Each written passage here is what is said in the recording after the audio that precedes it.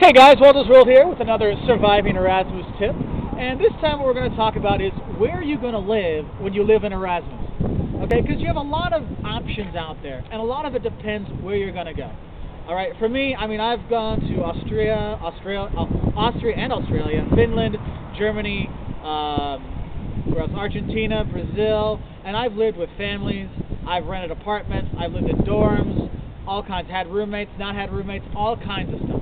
So what you want to do when you're going there, look at a few things, okay? Because all of them have goods and bads. One, if you're going someplace, if they have a dorm on offer, okay, dorms, they're cheap. And then sometimes they're near the university, but other times they're far away. Again, it depends where you're going to go. Where I was in Berlin, I lived in a dorm. I had a 45-minute train ride every day to school, all right? But the dorms where I went to school in the U.S., hey, it was a 10-minute walk. So that's one thing you want to look at.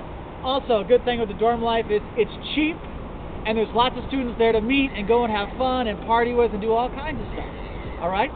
But the other thing that's bad is if you're going to have friends come visit you, a lot of the dorms won't let you have visitors or you have to pay. So you got to make your own judgments on what you want for that, okay, in terms of a dorm. Next, if you look at getting an apartment, of course, an apartment gives you all the freedoms you want, but sometimes there's problems, paying the extra bills, these kind of things. So when you're looking for apartments, look for apartments that are, the Germans call them warm, where everything's included. So you have your internet and all that stuff there, so you don't have to worry about the extra costs, okay? Now, when you're living in an apartment, you can live by yourself, which is nice because you have freedom, but it also leads to a good chance of getting homesick, getting lonely, not making friends, or not having kind of forced friends. Living in an apartment with people gives you a chance to learn new cultures, meet new people, all kinds of stuff. And if you can get an apartment with locals, that is the best, because you learn the local culture, the local language, all kinds of stuff. One of my favorite students I've ever had is a Dutch guy, Victor.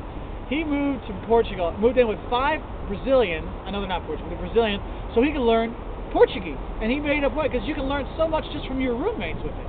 But of course, then there's always the downfall of roommates, eventually you hate them, they leave their underwear everywhere and stuff like that. Alright, so you look at that side. Next, you look at living with a family. Now, this is one I recommend if you're going to live in kind of a very different culture, something that's not very close to where you're from, or someplace that's really not, I wouldn't say not safe, but not safe, okay? Because then they can give you the tips for going around the town. You're going to learn the language, the culture, all kinds of stuff. I know in Argentina, I lived with a family. They were wonderful. Esteban, my boy, I loved him. He was awesome. All right, he told us all kinds of stuff. Don't go to this part of town. Go this place, all kinds of stuff.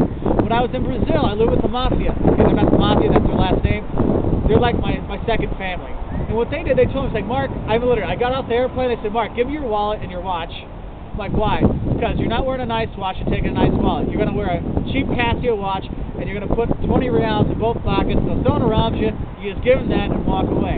Here's the thing, that if you're living by yourself in a dorm, no one's going to tell you. So there's something good about living with a family as well. And also, I get Christmas cards every year from them, and I send it to them, and I love them very much. So those are some things you should know when you're thinking about where you're going to live in Erasmus, because where you're going to live helps you survive Erasmus. So, that's all from Prague for now. I'll give you a nice little view of the castle over there.